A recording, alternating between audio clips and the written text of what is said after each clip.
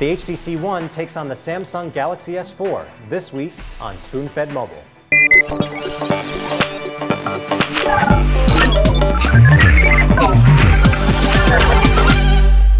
The Samsung Galaxy S4 exploded onto the scene with the launch event that included a lot of people gathering in Radio City Music Hall, and Samsung even invited a bunch of folks down to Times Square. This is the next big thing if you're Samsung, but it's not the only smartphone on the market. In fact, we have one right here in the HTC One, and we really think that these two handsets are going to go head-to-head for Android supremacy in the market. And I have Avram Pilcher, our online editorial director, and we're going to walk through some of the best features of each phone and see which one comes out on top. Now, Avram, you were at the launch event for the Galaxy S4, and despite some of the theatrics there that some people were making fun of, what did you come away with from the event, and what did you think of the device itself? Well, I think this device is going to be the device to beat this year, not only in the Android market, but in the whole smartphone market. I think there's a very good chance that people are going to start switching to Samsung from Apple's iPhone platform because the features are so much more advanced. Right. And I think HTC and the others are going to have a tough time competing with Samsung. The HTC One has an all-aluminum design. A lot of people are crediting HTC for really giving an Apple-like performance when it comes to aesthetics.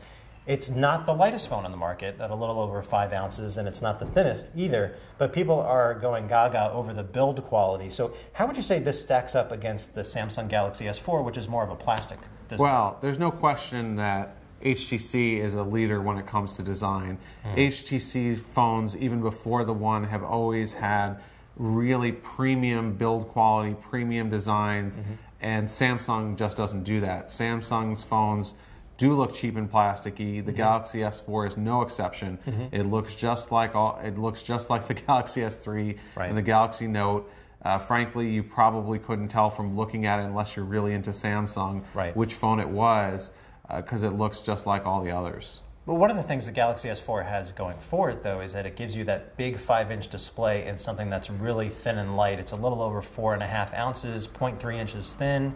So it's thinner and lighter than this, and you're getting a bigger display. How much does that count? I think it means a lot to people, and frankly, if you look at Samsung's market share, obviously having a plasticky design hasn't really hurt them very much. No. And if you read some of the articles about them, particularly one that I saw on CNET, where Samsung product manager was talking about why it uses the plastic that it does. It allows for the removable battery slot in the back. It allows them to do better mass production of their phones. So I think that they've figured out that they can do better in the marketplace without having a premium design. So if you had to give your vote one way or another, who comes out on top in terms of design? Oh, there's no question HTC comes out in terms of design. Yeah, I happen to agree. I think the premium build quality, despite the fact that you get a little bit more heft, gives HTC the win in this round.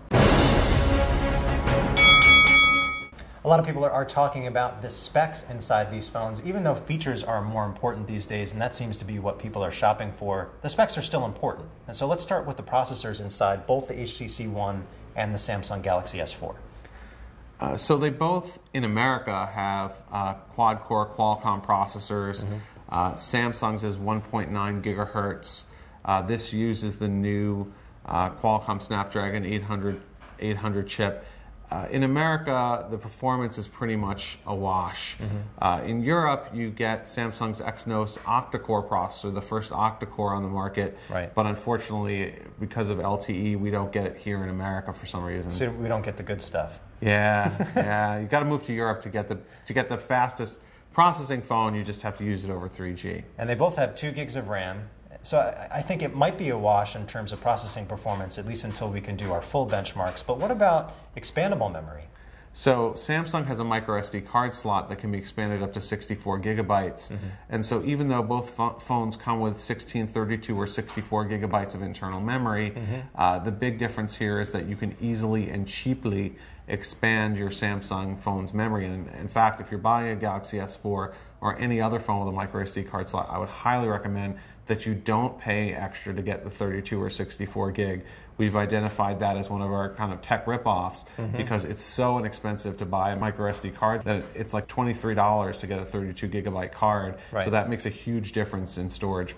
One other critical spec is the screen size as well as the quality and the type of technology that it's using. The HTC One has a 4.7-inch display with 1080p resolution, so it has more pixels per inch than the 5-inch Samsung Galaxy S4. We also found that it's a lot brighter in our test. You actually went guerrilla style at the Samsung Galaxy S4 event, and you found that it's actually significantly dimmer than this. Yeah, so that's only 258 lux on our light meter, which is almost half of the 463 lux on the HTC One. Of course, we can't say whether that was a pre-production model we saw or not, but that would jive with the HTC, that would jive with the Galaxy S3, which had an even lower lux rating.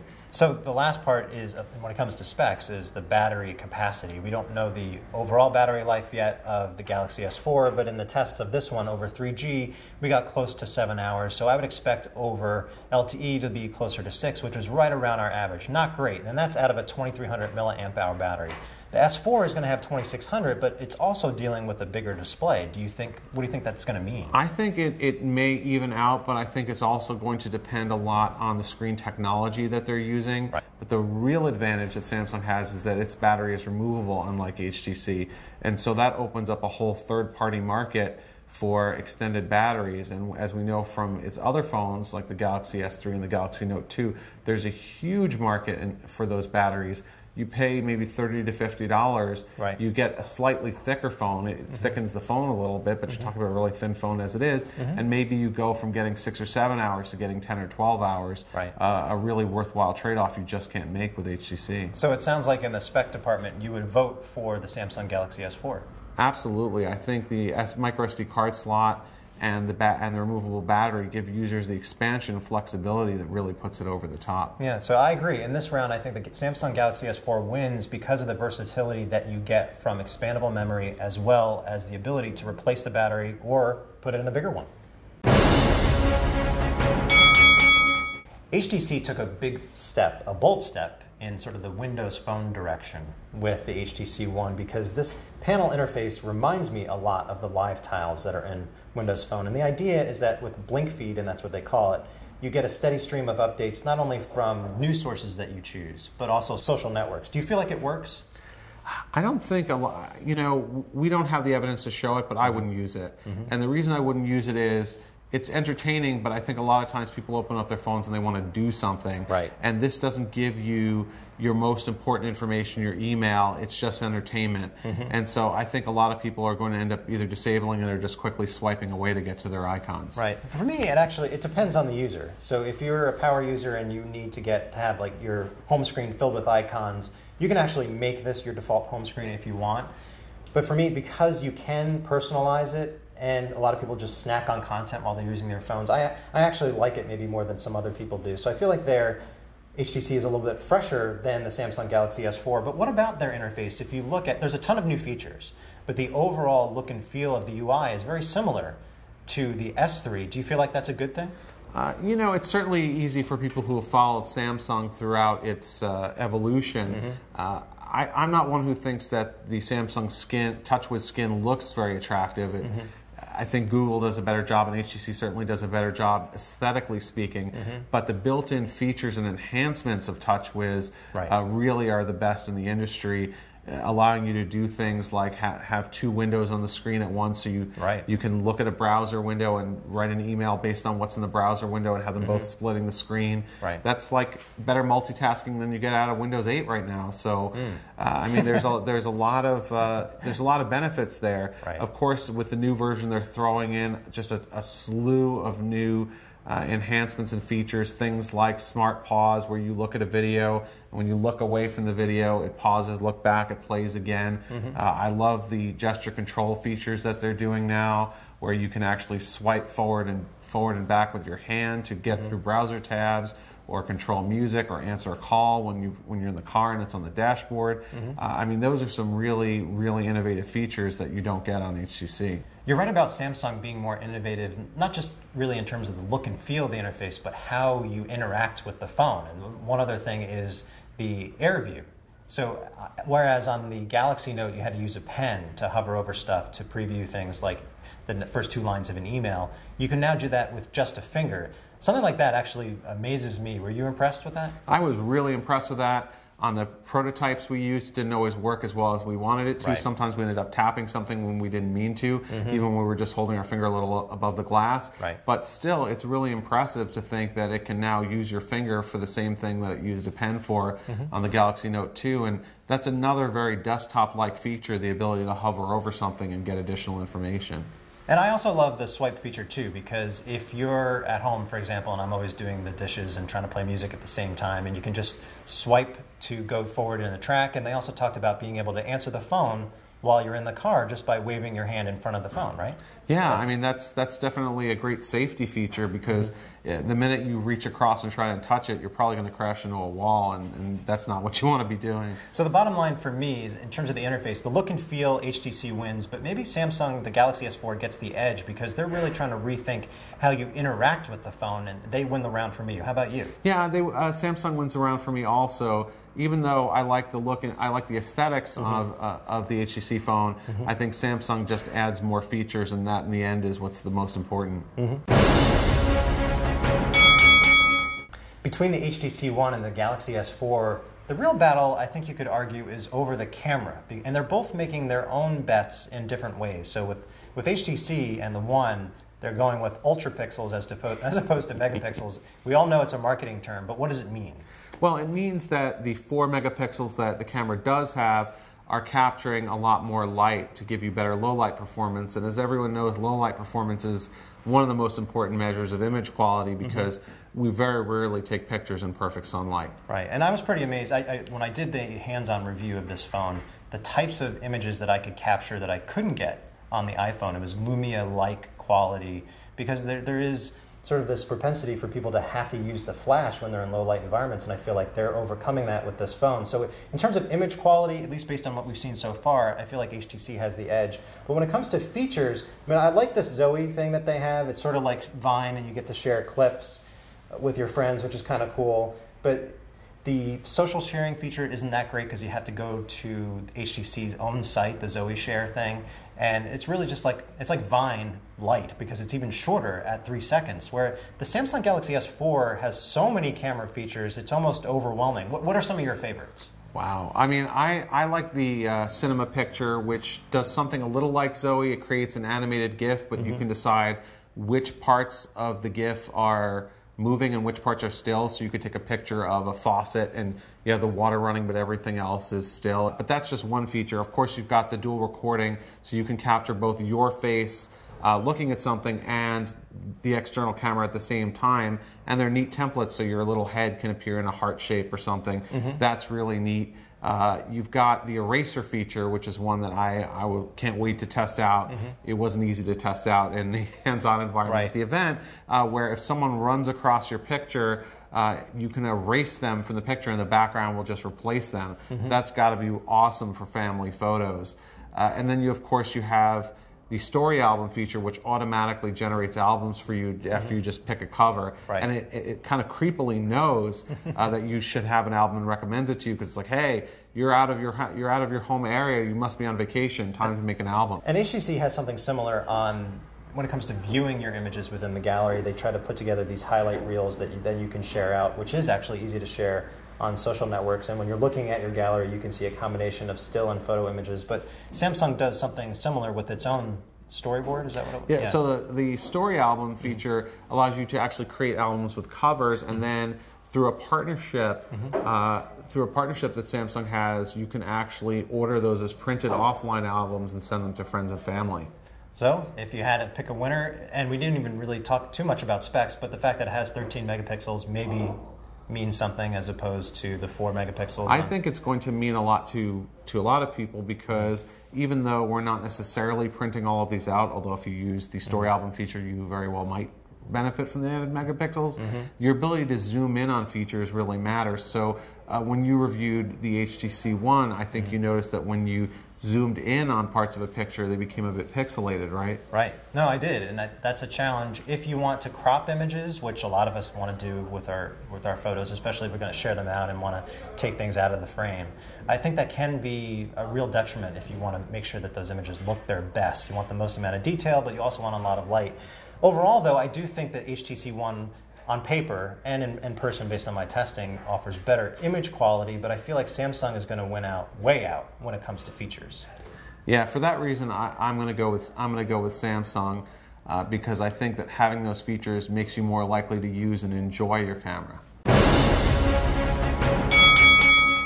When it comes to buying a smartphone, every company is really focused on special features. What are those wow factors that are going to make someone buy that device over someone else's? With the HTC One, there's a couple of really cool things. One is the ability to use the handset as a remote control for your TV, because there's an IR blaster built right into the power button, a really cool design feature, and it uses Peel software for seeing what's on TV as well as being able to change the channel. And you can also use it to control your DVR by switching over to this menu.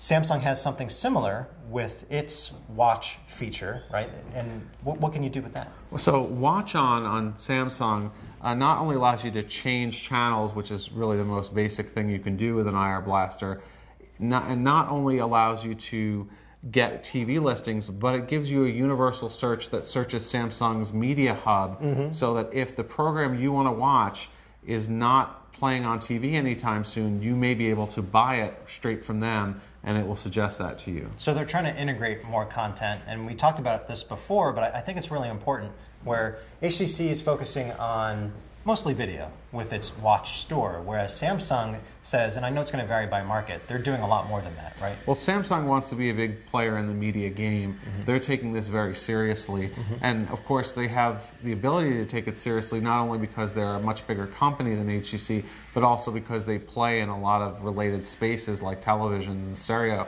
So they have music on the Samsung Media Hub. They also have books, right? You know, both TV and video. So I think that they're really going straight at Apple's iTunes Store and straight at the Google Play Store. But when it comes to enjoying that content, I do think the HTC One has an advantage with its speakers. I played with the S4s a little bit, and they get loud, but they're definitely not as loud as the boom sound speakers inside the One, because you have dual speakers right in front, and it's using the Beats audio technology. I'll play a little bit of that now. And this is just at a little over a half volume, so you can definitely fill a room with sound, boom sound in this case, with the HTC One. So for me, that's really cool because it's just a good way of enjoying your content. But Samsung has a lot of special features and tricks up its sleeve. Yeah, I mean, listen, if you have no friends, you will definitely have the loudest sound, the loudest music playback experience with the HTC One. But if you're a social person and you have a lot of other people around you, and they all follow your lead and buy a Samsung Galaxy S4 phone also, you can use a new feature called Group Play, where you tap phones and each of them becomes a human speaker or a human speaker stand for the Samsung Galaxy S4, and you can fill a room by just spreading people around it, all playing the same song at the same time over Wi-Fi Direct. Of course, the Samsung Galaxy S4 has a lot of other features that people are talking about, including the ability to translate voices in 9 different languages, and it can also keep track of your health. Yeah, so there's S-Translator, which does replicate some of the features of Google Translate, and in some ways is not as good as LG's Q Translator, which translates photos in real time. But what it does do is it has great integration into the email and messaging services, so that if you're in the email client and you get an email that's in Chinese, you just hit a button and it'll translate for you. Of course, it has the same feature that Google Translate has, where if you talk into it, it'll translate your voice for someone, and you could have the awkward experience of asking directions going like this. So we're really just scratching the surface of everything that the Galaxy S4 can do. But if you had to pick a winner when it came to features between the S4 and the One, what wins for you? I think the S4 is just loaded with a lot more features, and there's no question that it wins. I happen to agree. I think the features that the HTC One has, it does really well. But when you add up everything that the Samsung Galaxy S4 can do, it's by far and away the more feature-rich phone. The smartphone wars in 2013 will be decided on the Android front, I think, between the HTC One and the Samsung Galaxy S4. And now that we've gone through a bunch of rounds, which phone do you think wins overall, and why? The Samsung Galaxy S4 is just going to cream the HTC One for a few reasons, and I'm not even talking about the fact that Samsung has such a strong market position in the first place. I think that the combination of just all of the features that you get from the Galaxy S4 are just way more than you get with the HTC One. Yes, HTC has an interesting low light camera, it has a far superior design, but I think when consumers are looking at a phone, they're thinking, what can I do with it, more than how does it look. No, that's fair. I do think that the design is really important. I think having a brighter screen for outdoor readability and for everything else is really important. So when it comes to the phone that I would carry or want to be seen carrying, it would probably be the HTC One. But if it's the phone I want to use on a daily basis, it might be the S4 because of everything that it can do. And that's why I think it gets the edge for me. It's not a route, but it gets the edge for me in this roundup.